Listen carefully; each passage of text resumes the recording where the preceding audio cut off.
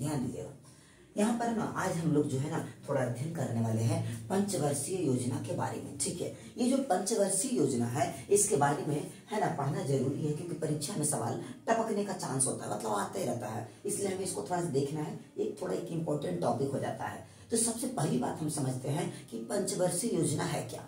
तो समझिएगा, जब हमारा देश आजाद हुआ था तो आपको भी पता होगा कि हमारे देश की स्थिति क्या ही होगी, मतलब बहुत बुरा, कुछ खास नहीं होगा। ठीक है, तो उस समय जो हमारा प्रथम प्रधानमंत्री थे पंडित जवाहरलाल नेहरू, ठीक है, उन्होंने डिसाइड किया कि चलो कुछ ऐसा प्लान बनाते हैं जिससे हमारा देश जो है ना अगले 5 साल तक किस प्रकार से विकास करेगा, किस प्रकार से उसको हम डेवलप करेंगे, किस प्रकार से विकास के रास्ते पर ले जाएंगे, उसका उन्होंने प्लान बनाने के लिए सोचा। ठीक है, कि हम एक मैप बनाते हैं और किस किस चीज पर हम काम करेंगे। ठीक है, तो उसी को लेकर के है ना एक योजना बना था। ठीक है, जिसको पंचवर्षीय योजना बोलते हैं, पंचवर्षीय योजना। लेकिन एक बात समझ में आ गया आपको कि भाई ठीक है, पंचवर्षीय योजना तो पता चल गया कि अगले 5 साल हम अपने देश के लिए कैसे कैसे काम करेंगे। ठीक है, अब यहाँ पर आपको ध्यान रखना है कि ठीक है इस पंचवर्षीय योजना को ठीक है गया, लेकिन इस पंचवर्षीय योजना को कंट्रोल कौन करेगा, कंट्रोल है ना। तो सब लोगों ने दिमाग लगाया क्या करें, तो उसको लेकर के लोगों ने यानी आपका प्रधानमंत्री यानी जो पंडित जवाहरलाल नेहरू थे वो और सब लोगों ने मिलकर के एक योजना आयोग नाम से एक बनाया, एक संस्था बनाया योजना आयोग के नाम से। ठीक है, अब ये योजना आयोग जो बनाया ना यही इस पंचवर्षीय योजना को कंट्रोल करेगा कि भाई कहाँ पर क्या हुआ क्या नहीं हुआ। अच्छा, अब इसमें मेंबर कौन होंगे, तो याद रखिएगा कि इसका जो मेन हेड जो अध्यक्ष जिसको हम बोलते हैं वो एक प्रकार से समझ लीजिए है ना प्रधानमंत्री होते थे। कौन होते थे, प्रधानमंत्री। तो आपसे पूछेगा है ना, क्या पूछेगा कि भाई पहली पंचवर्षीय योजना जो है ना इसके बारे में एक ईयर पूछेगा। ठीक है, लेकिन इससे पहले आपको पॉइंट ध्यान रखना है कि पंचवर्षीय योजना आखिर था क्या। तो हम क्या ध्यान रखेंगे कि पंचवर्षीय योजना अगले 5 साल तक का है ना हम अपने देश को किस प्रकार से विकास के रास्ते पर ले जाएंगे, किस प्रकार से हम उसका आर्थिक रूप से सामाजिक रूप से विकास करेंगे, उसको लेकर के है ना बनाया गया प्लान है ना, वही तो पंचवर्षीय योजना है। और वो सबसे पहले जब बना था तो प्रधानमंत्री कौन थे, तो याद रखिएगा कि सबसे पहले प्रधानमंत्री थे कौन, तो पंडित जवाहरलाल नेहरू। पंडित जवाहरलाल नेहरू उन्होंने ही तो प्लानिंग बनाया था। तो चलो ठीक है, अब इसको कंट्रोल करने के लिए कौन था, इसको कंट्रोल करने के लिए योजना आयोग था। कौन था, योजना आयोग। और इसका अध्यक्ष कौन होता था, तो इसका अध्यक्ष याद रखना है कि प्रधानमंत्री होता था। और आपको एक बात और ध्यान रखना है कि उसके अध्यक्ष के साथ साथ एक उपाध्यक्ष होता था। ठीक है, लेकिन वो उपाध्यक्ष मतलब कि भारत में जो कैबिनेट लेवल का जो मंत्री होता है ना उसके बराबर उसका दर्जा होता था। ठीक है, तो याद रखना है कि ठीक है योजना आयोग का अध्यक्ष जो है प्रधानमंत्री है ना और उपाध्यक्ष भी होते थे, लेकिन उनका रैंकिंग है ना एक कैबिनेट लेवल का है ना मंत्री के बराबर होता था। ठीक है, ये ध्यान रखना है। और 1951 से है ना 2014 तक यानी जब तक नरेंद्र मोदी नहीं जीते थे तब तक ठीक है इसको योजना आयोग के नाम से जाना जाता था। बट जैसे उन्होंने इलेक्शन में जीता उसके बाद फिर उन्होंने नाम बदल दिया और नाम बदला नीति आयोग। तो आपसे पूछा जाता है सवाल कि नीति आयोग का अध्यक्ष कौन, तो हमेशा याद रखना अध्यक्ष पूछे मतलब प्रधानमंत्री, अध्यक्ष पूछे मतलब प्रधानमंत्री, ज्यादातर केस में यही होते हैं। ठीक है, अब समझिएगा कि इन्होंने कई पंचवर्षीय योजना को लॉन्च किया, उसी में पहला पंचवर्षीय योजना है। तो पहला पंचवर्षीय योजना का ईयर याद रखेंगे 1951 से 1956। 1951 से 1956 आपसे पूछेगा कि पहला पंचवर्षीय योजना कब लागू हुआ था, तो याद रखना 1951 से 1956। 51 में बन गया था, 52 मतलब कि हो गया था इसको चालू होते होते। ठीक है, क्योंकि 1 अप्रैल 1951 के आसपास में ये मतलब रेडी हो गया था। बस आपको पता है कि सरकारी काम को एक तरह से लागू करने में थोड़ा वक्त लगता है, तो वो लगा था थोड़ा वक्त। हाँ, तो चलो ठीक है 1951 से 1956, 1951 से 1956। अब इसमें ध्यान देना है कि अच्छा इसमें किस चीज पर बल दिया गया था। तो आपको ही पता है कि जब हम आजाद हुए थे हमारे पास क्या था, 1 करोड़ रुपया होगा क्या कहा जाए। चलो देखते हैं क्या था, यानी कुछ नहीं, हम लोग सबसे पहले कृषि पर बल दिए कि हम कृषि को कैसे विकास करेंगे, क्या कर सकते हैं उसके लिए, फिर उसके लिए जो सिंचाई की व्यवस्था उसको कैसे बेहतर कर सकते हैं, फिर कुछ परियोजनाएं चाहिए ताकि हम अपना बिजली और जो पानी का जो समस्या है उसको दूर कर ले, तभी तो हम किसी प्रकार का जो इंफ्रास्ट्रक्चर है उस पर हम काम कर पाएंगे। यानी ये 3 चीज पर, कृषि का विकास, सिंचाई का और विद्युत परियोजना, इसी का तो परिणाम है। ये 2-3 को याद रखना, भाखड़ा नंगल, दामोदर घाटी, हीराकुंड। भाखड़ा नंगल वाला पूछता है किस नदी पर है, तो आपको याद रखना भाखड़ा नंगल जो है सतलज नदी पर है। कौन नदी पर है, सतलज नदी पर है। ठीक है, हीराकुंड आपको याद रखना है कहाँ, उड़ीसा में एक महानदी है उसी पर है हीराकुंड। हमारे भारत में सबसे लंबा बांध वही है, हीराकुंड बांध है। चलो ठीक है। अब यहाँ सवाल ठीक है, ये इतना तो चलो ठीक है। अब इसमें आपको ध्यान देना है कि पूछा जाएगा कि प्रथम पंचवर्षीय योजना किस मॉडल पर आधारित था, तो क्या बोलेंगे? प्रथम पंचवर्षीय योजना है ना हेराल्ड है ना डोमार मॉडल पर था। हेराल्ड डोमार मॉडल यानी मॉडल का नाम है, उस मॉडल पर है ना ये आधारित था। अब पूछा जाएगा कि इस पंचवर्षीय योजना का आदर्श वाक्य क्या था? एक स्लोगन टाइप का होता है, तो ऐसे तो आपको ध्यान देना है कृषि का विकास। क्या? कृषि का विकास, कृषि का विकास, ठीक है। अब उसके बाद हमारा आता है दूसरी पंचवर्षीय योजना, दूसरी पंचवर्षीय योजना, ठीक है, दूसरा, ठीक है। तो जो दूसरा पंचवर्षीय योजना था 1956 से 1961 तक, 1956 से 1961 तक का था, ठीक है। अब आपको ध्यान देना है कि चलो ठीक है, ईयर तो याद रखना है, दूसरा किस पर बल दिया गया याद रखना है, तीसरा आखिर कुछ अगर कुछ रिजल्ट बेहतर हुआ कुछ लेवल पर तो उस पर काम करेंगे। तो चलो ठीक, 1951 से 1956 से 1961 दूसरा पंचवर्षीय योजना, ठीक है। अब इसमें किस पर बल दिया गया? औद्योगिकरण पर, मतलब हम उद्योग को हम कैसे बढ़ावा देंगे। अरे पहले बार में हमने कृषि पर काम किया, सिंचाई पर काम किया, विद्युत परियोजना पर काम किया, बेसिक चीजें तो हमारे पास आ गए। अब हम आगे कैसे बढ़ेंगे? बिजनेस चाहिए ना, हमें फैक्ट्री तो चाहिए, यानी इसमें औद्योगिकरण पर बल दिया गया। इसका परिणाम ये हुआ कि राउरकेला जो उड़ीसा में पड़ता, भिलाई जो छत्तीसगढ़ में पड़ता, दुर्गापुर जो पश्चिम बंगाल में पड़ता है, वहाँ बहुत सारी फैक्ट्री हुआ, उसको फैक्ट्री को वहां पर निर्माण किया गया, जिससे हुआ कि लोगों को रोजगार मिला। पूछेगा कि ये ना किस मॉडल पर आधारित है, ठीक है। तो स्टैटिक्स के दुनिया के एक बहुत बड़े व्यक्ति थे जिनका नाम था महालनोबिस। उन्होंने ही द्वितीय पंचवर्षीय योजना का एक खाका तैयार किया था, मॉडल तैयार किया गया था, है ना, कि भाई कैसे कैसे हमें क्या काम करना है। इसीलिए है ना उन्हीं के नाम पर है ना इसका नाम पूछेगा कि किस मॉडल पर था, तो बोलेंगे महालनोबिस मॉडल। क्या बोलेंगे? महालनोबिस मॉडल। क्या बोलेंगे? महालनोबिस मॉडल, ठीक है। चलो देखा जाए, हम लोग यहाँ पर थोड़ा सा देखते हैं कि अभी तक दो को देखा, एक प्रथम पंचवर्षीय योजना और दूसरा दूसरी वाली है। अब आगे देखते हैं तीसरी पंचवर्षीय योजना। चलिए देखते हैं तीसरी पंचवर्षीय योजना जो है, इसके बारे में हम लोग बात करने का कोशिश करते हैं। ये कब से कब हो? सबसे पहले हम क्या बोलते हैं, ईयर को ध्यान रखना है, ठीक है। 1961 से 1966 तीसरी पंचवर्षीय योजना जो है वो कब से कब तक था, तो याद रखिएगा 1961 से 1966 तक, 1961 से 1966 तक था, ठीक है। अब इस पर क्या क्या पर फोकस किया गया था, तो इस पर फोकस किया गया था कि अर्थव्यवस्था को है ना उसको हम किस प्रकार से आत्मनिर्भर बनाए, कैसे वो मतलब अच्छे से डेवलप करें जिससे हमारे देश का जो है ना विकास बेहतर हो सके, ठीक है। इस पर बल दिया गया, बट प्रॉब्लम ये हुआ कि सफल नहीं हो पाया। सफल नहीं होने के पीछे तीन महत्वपूर्ण कारण बताए जाते हैं। क्या क्या बताया जाता है कि भाई भारत चीन के बीच में युद्ध हो गया 1962 में, भारत और चीन के बीच में युद्ध हो गया कब? 1962 में हो गया, ठीक है। उसके बाद लगले तो 2 ही साल बाद फिर से पता चला कि भारत पाकिस्तान के बीच में युद्ध हो गया 1965 में। अभी तो दो युद्ध हम झेल ही रहे थे कि तुरंत जो है हमारे सूखा पड़ गया।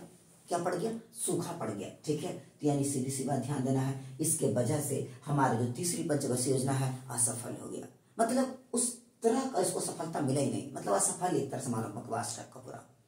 तो यानी क्या ध्यान रखना है, तीसरी पंचवर्षीय योजना कब से कब हुआ? 1961 से 1966 तक, 1961 से 1966 तक ध्यान रखना है। इसमें किस पर बल दिया गया? तो अर्थव्यवस्था को है ना आत्मनिर्भर बनाने पर, अर्थव्यवस्था को आत्मनिर्भर बनाने पर, ठीक है। अब यहाँ पर ध्यान देना कि असफल हो गया था। असफलता में कितने कारण थे? 3 कारण थे। कौन कौन?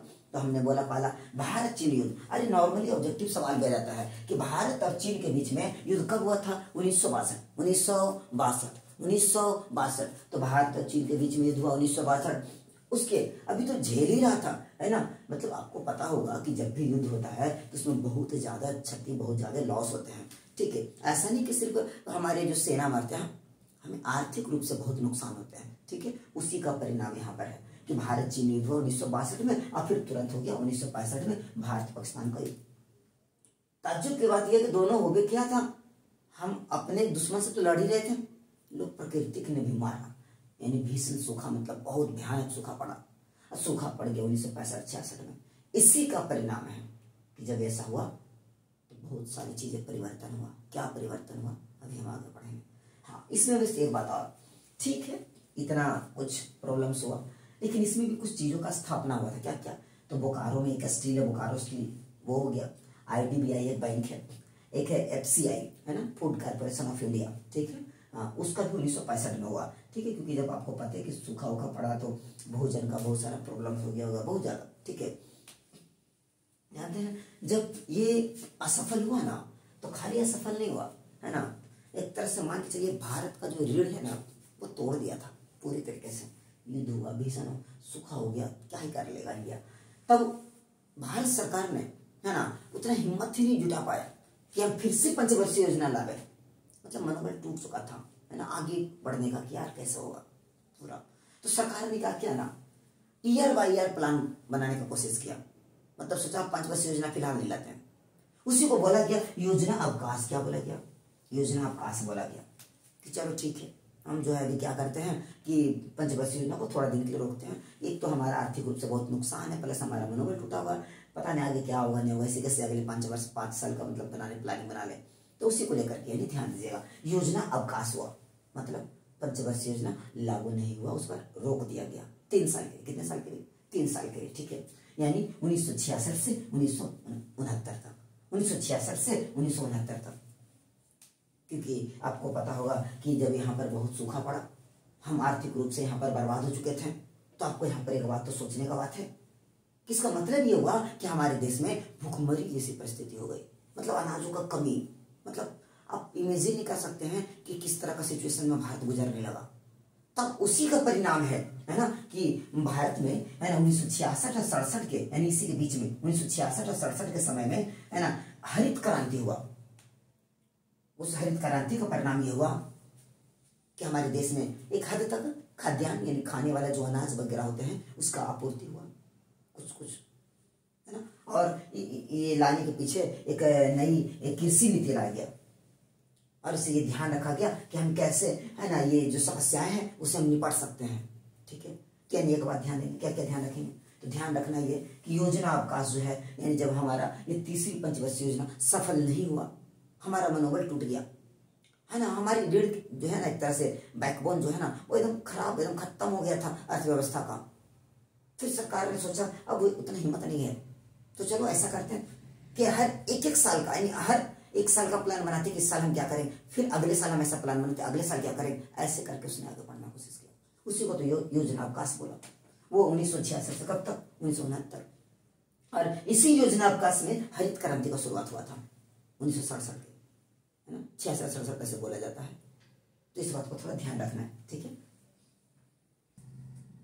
हमें ध्यान रखना है कि जो चौथी पंचवर्षीय योजना है, अब इसमें क्या बात है, तो हमें ध्यान रखना कि जो चौथी पंचवर्षीय योजना है ना, उसका ईयर याद रखना है 1969 से 1974, 1969 से 1974, यानी चौथी पंचवर्षीय योजना कब से कब तक? तो 1969 से 1974, 1969 से 1974। इसमें किस पर बल दिया गया? तो बल इस पर दिया गया स्थिरता के साथ आर्थिक विकास, मतलब एक स्टेबिलिटी के साथ, मतलब एक आराम से, है ना, हम कोशिश करें धीरे धीरे, है ना, अपना जो आर्थिक विकास है, जो इकोनॉमिक डेवलपमेंट है, उसको हम कैसे अचीव करें, है ना, कैसे उसको हम प्राप्त करें, है ना, उस पर, और हम आत्मनिर्भर कैसे बने, है ना, उस पर भी थोड़ा इस पर ध्यान दिया गया। तो बस चौथी में आपको थोड़ा ध्यान देना है कि कब से कब तक हुआ और इसमें किस पर बल दिया गया, ज्यादा इसमें दिमाग में लगाना नहीं है। ठीक है, हाँ, 5वीं में ध्यान देना, क्या ध्यान देना है? ठीक है, 74। हाँ, हुआ ये कि 5वीं पंचवर्षीय योजना 1974 से 78 तक चला, लागू किया गया था 79 तक का। कहां तक? 1974 से 1979, 1974 से 1979 तक का प्लान बना था, 5 वर्षीय योजना बना था। लेकिन प्रॉब्लम हो गया था कुछ। क्या प्रॉब्लम हुआ था तो समझिएगा थोड़ा सा। क्या हुआ था ना, 1974-75 के समय में हमारे देश में, है ना, आपातकाल लगा था। क्या लगा था? आपातकाल। आपातकाल का मतलब समझ लीजिए कि किसी मतलब पार्टी का शासन है, प्रेसिडेंट, ठीक है, प्रेसिडेंट रोल पूरे देश में लग गया। और उसमें जो बड़े बड़े जो लीडर्स लोग थे ना, उनको पकड़ पकड़ के जेल में रखा गया था। और फिर जब वो जेल में से बाहर निकले और वो क्या किए, एक पार्टी बना ली। क्योंकि उस समय इंदिरा गांधी की सरकार था। इंदिरा गांधी एक बहुत बड़ा मिस्टेक कर दी कि जितना होशियार लोग था सबको जेल में रख दिया। उन लोगों ने वहां पर प्लानिंग बना लिया। प्लानिंग बनाने के बाद बाहर आते हैं और एक पार्टी लॉन्च करते हैं। आज इसका नाम रखा गया था जनता पार्टी। क्या नाम रखा गया था? जनता पार्टी। क्या नाम रखा गया था? जनता पार्टी। जनता पार्टी। इसका परिणाम ये हुआ कि 1974-75 में आपातकाल हुआ और उसके बाद सत्ता में परिवर्तन हो गया और पहली बार कोई गैर कांग्रेसी सरकार हमारे देश के केंद्र में आया। पहली बार। यानी एक बात समझ लेना थोड़ा सा कि 1974 से 79 का प्लान बना था, लेकिन चला कब तक? 1974 से 1978 तक। 1974 से 1978 तक चला। क्यों चला? तो हमने अभी जस्ट बताया कि 1974-75 में आपातकाल वाला घटना घटा था। इस आपातकाल वाली घटना घटने के कारण है ना सत्ता में परिवर्तन हो गया और जनता पार्टी नाम का है ना सरकार केंद्र में आ गई, स्थापना हो गई। ठीक है, वो आया हुआ। अब आपको ध्यान देना है, ठीक है, जब आया ना तो आपको पता है कुछ चेंजेस हुआ, वही चेंजेस हुआ। तो जब स्टार्टिंग में ये ध्यान रखा गया था कि हम किस प्रकार से गरीबी को खत्म करेंगे, गरीबी निवारण मतलब गरीबी हम कैसे मिटा दें अपने देश से, ठीक है, और आत्मनिर्भर हम कैसे एक तरह से बन जाए। आत्मनिर्भरता की प्राप्ति का मतलब हम कैसे अपने आप को है ना अपने ऊपर मतलब डिपेंडेंट हो जाए, उस पर फोकस किया गया। लेकिन आपको इसके आसपास ध्यान रखना है कि बहुत सारा राजनीतिक उठापटक हो रहा था, जिससे फिर क्या हुआ कि जैसी जनता पार्टी का सरकार बना उसने 1979 में खत्म होने के बजाय पहले खत्म कर दिया। 1978 में जो खत्म यानी 1 वर्ष पहले खत्म कर दिया, 1 वर्ष पहले, और खत्म करके झटपट उसने दूसरा नाम से कुछ और लिया। क्या? उसका नाम रखा गया छठी योजना करके, लो पंचवर्षीय उड़ा दिया। यानी छठी योजना के नाम से 1978-1980 में है ना तक का मतलब कि एक प्लान ले आया। लेकिन ताज्जुब की बात यह है कि 1978 से 80 तक लाया, इन लोगों का सरकार चला, अब फिर से सरकार इनका बदल गया, फिर से कांग्रेस वापस आ गया। लेकिन ये जो 1978 से 1980 तक चला है ना, ये जो बीच में 2 साल, इस बीच में 2 साल को अनवरत योजना का नाम दिया गया। इंग्लिश में रोलिंग प्लान, हिंदी में भी मिलेगा रोलिंग प्लान लिखा हुआ। चलिए एक बात समझ लेना है कि रोलिंग प्लान यानी जो अनवरत योजना जिसको हम बोलते हैं, कब से कब तक, 1978 से है ना 1980 तक। तो हमें क्या क्या बात ध्यान में रखना है? हमें ध्यान देना है कि चौथी पंचवर्षीय योजना 1969 से 74, 1969 से 74, इसमें किस पर ध्यान दिया गया कि हम स्थिरता के साथ यानी धीरे धीरे धीरे है ना हम कैसे अपने इकोनॉमिक डेवलपमेंट यानी जो आर्थिक विकास है उसको हम कैसे अधिक से अधिक अचीव करें, प्राप्त करें, कैसे, है ना। उसके बाद 5वीं जो पंचवर्षीय योजना था 1974 से 79 बना था, बट चला तो 78 तक, 40 साल चला था। ठीक है, अब इसमें आपको ध्यान देना काहे चला था, अभी हमने क्या बताया कि उस समय राजनीतिक उठापटक हो रहा था। ठीक है, यानी उस समय ना आपातकाल वाला घटना घटा था, जिसकी वजह से बहुत सारे जो नेता थे हमारे बड़े बड़े जितने भी, सबको जेल में डाल दिया। उन लोगों ने प्लान बना, बाहर आकर के पार्टी बना और उसके बाद जनता पार्टी के नाम से सरकार भी बना लिया।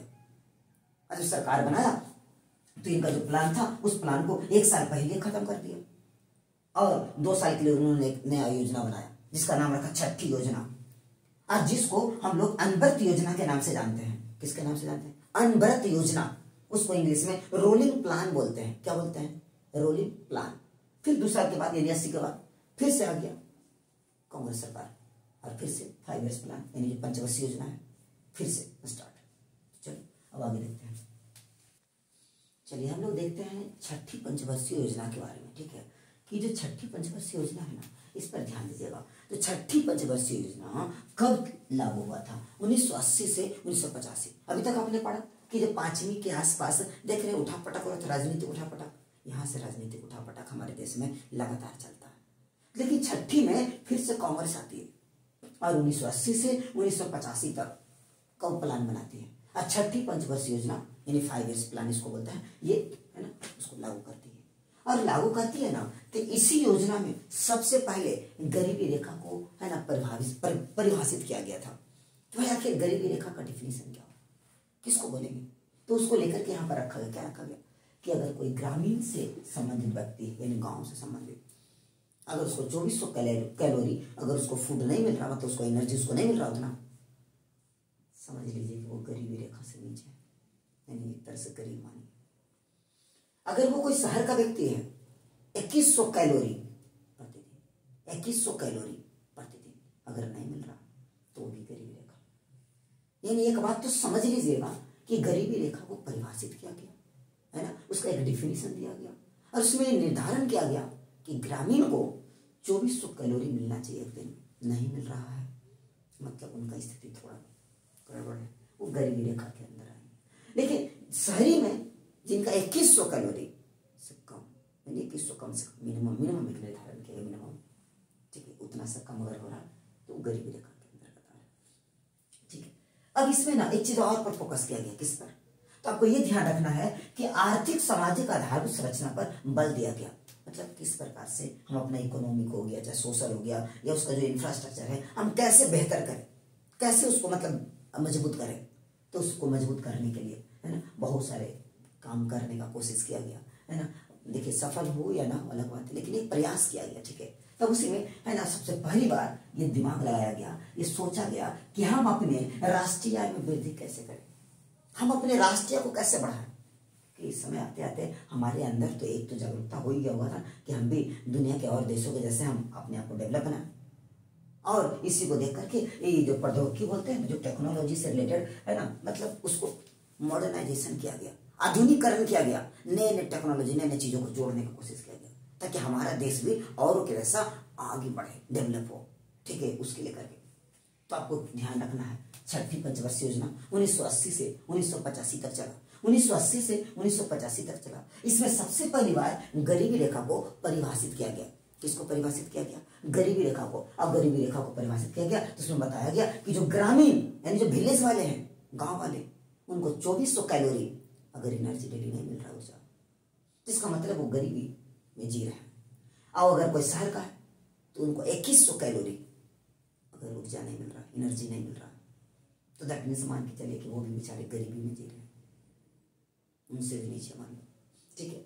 हाँ, और इसमें ध्यान रखा गया कि हम आर्थिक सामाजिक आधारभूत संरचना पर बल दिए, यानी हमारा जो सोशल स्ट्रक्चर था ना उस पर भी थोड़ा फोकस किया गया, ठीक है। और इसमें राष्ट्रीय आय में सबसे पहली बार दिमाग लगाया गया कि हमें राष्ट्रीय आय में कैसे अपने कंट्री को बेहतर करें, और साथ में हम जो प्रौद्योगिकी, जो टेक्नोलॉजी वगैरह है उसको हम कैसे मॉडर्नाइजेशन करें, कैसे हम कनेक्ट करें, कैसे जोड़ें, है ना, ये ध्यान दिया गया। उसके बाद फिर 7वीं पंचवर्षीय योजना होता है स्टार्ट, ये जब चल जाता है तब 7वीं पंचवर्षीय योजना। 7वीं पंचवर्षीय योजना फिर से 1985 से 90 तक, अभी फिर कांग्रेस का सरकार 1985 से 90 तक। इसमें कोई खास नहीं, लेकिन फिर भी कुछ इंपॉर्टेंट पॉइंट क्या क्या तो ध्यान देना। इसमें यह ध्यान दिया गया कि हम जो खाद्यान्न मतलब खाने वाला खाद्यान्न फूड, वो उस पर कैसे हम उसका तीव्र उत्पादन करें, हम कैसे रोजगार को क्रिएट करें अधिक से अधिक, ताकि हमारे यहाँ जो बेरोजगारी और गरीबी है ना वो कैसे खत्म हो जाए। यानी हम इस पर क्या ध्यान दें कि हम कैसे जो हमारे जो खाद्यान्न खाने वाला जो उसको हम कैसे ज्यादा से ज्यादा उत्पादन करें। और इस पर यह भी ध्यान दिया गया कि हम ऐसा क्या करें कि हमारा जो रोजगार है ना वो मतलब उसका एक मौका, एक अवसर वो लोगों के सामने आए, जिसके वजह से ना बेरोजगारी खत्म हो जाए, गरीबी को दूर किया जा सके, परंतु संभव नहीं हो पा रहा था। इसको लेकर के बहुत सारे है ना इससे संबंधित योजना चल रहा था, उसी में से एक था ये जवाहर रोजगार योजना कुछ करके था। तो आपको ये थोड़ा ध्यान रखना है, समझे। तो यानी इसमें देखना है कि इसमें क्या क्या है, तो बस खाली 2 पॉइंट इसमें देखना है ना। छठी में थोड़ा सा ये इंपॉर्टेंट था, और 7 में बस थोड़ा सा ये, और कुछ खास नहीं, ठीक है। अब हम लोग 8वीं पंचवर्षीय योजना, हम लोग 8वीं पंचवर्षीय योजना के बारे में थोड़ा सा देखते हैं, ठीक है। 8वीं पंचवर्षीय योजना 1952 से 1997 तक चला। 8वीं पंचवर्षीय योजना 1952 से 1997 तक चला, 1997 तक चला, ठीक है। और इसमें ना एक बहुत बड़े व्यक्ति थे, उनके नाम पर रखा गया, जिसका नाम है W Miller model. W Miller model यानी एक समझ लीजिए एक सिस्टम जिसके अकॉर्डिंग काम होता है ना, वही मॉडल का नाम है। यानी डब्ल्यू मिलर मॉडल, जिन्होंने एक उसका एक प्लान बनाया था ना, उनके नाम पर W Miller model, W Miller model, ठीक है। इसमें क्या ध्यान दिया गया कि ठीक है हम सब कुछ पर तो काम कर रहे हैं, अब हम अपने आप को भी तो डेवलप करें।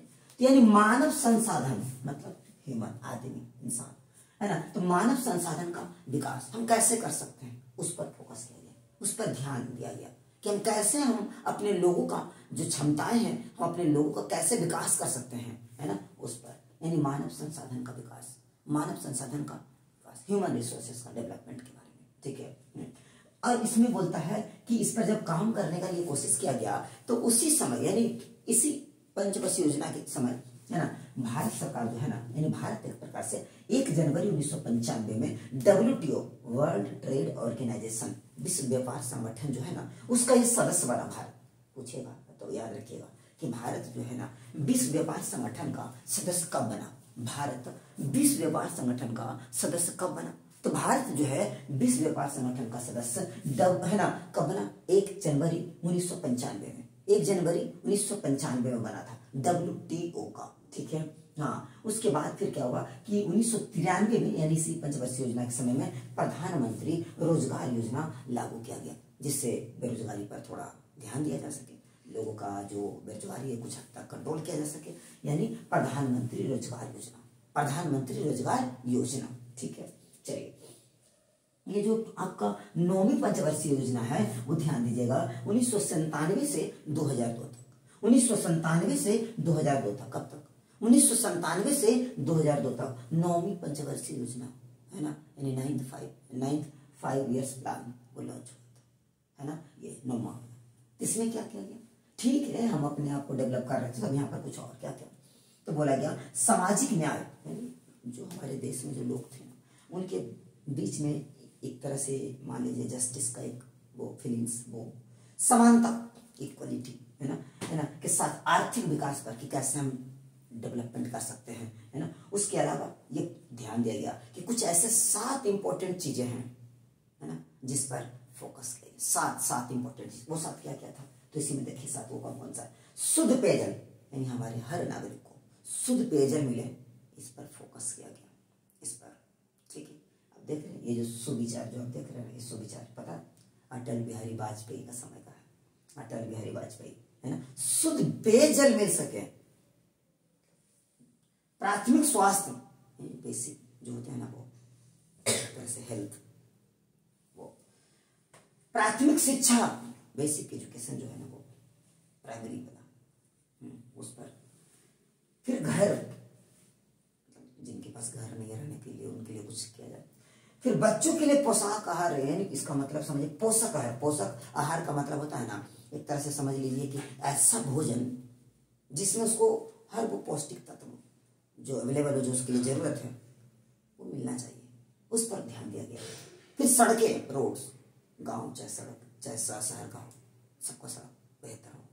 फिर गरीबी के लिए सार्वजनिक वितरण का जो व्यवस्था था उसको बेहतर बनाया जाए, नहीं जैसे अनाज बांटने का हो गया, जहाँ और भी बहुत सारे जो कार्यक्रम चलते थे उसमें जो गरीबों के लिए उस तरह का उत्तम व्यवस्था नहीं था, उस पर भी ध्यान दिया गया ताकि उनका जो सिस्टम है, उनका जो व्यवस्था है वो बेहतर तरीके से चले, बेहतर तरीके से चले, ठीक है।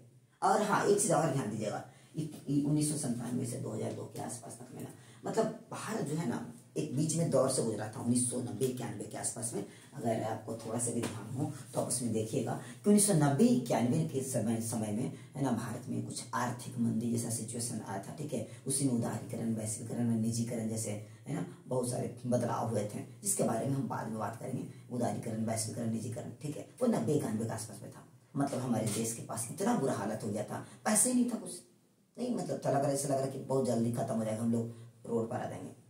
तो उसी समय हमारे देश का जो वित्त मंत्री थे मनमोहन सिंह, उन्होंने ही LPG लाया था, है ना, LPG, उदारीकरण, वैश्वीकरण और वो निजीकरण के बारे में, जो हम लोग किसी टॉपिक पर पढ़ेंगे, ठीक है, अभी ध्यान देना। लेकिन उसका प्रभाव अभी तक आते आते एक हद तक कंट्रोल हो चुका था, क्योंकि 5-6 साल बीत चुका है ना, 1991 के आसपास में ऐसा घटना हुआ था।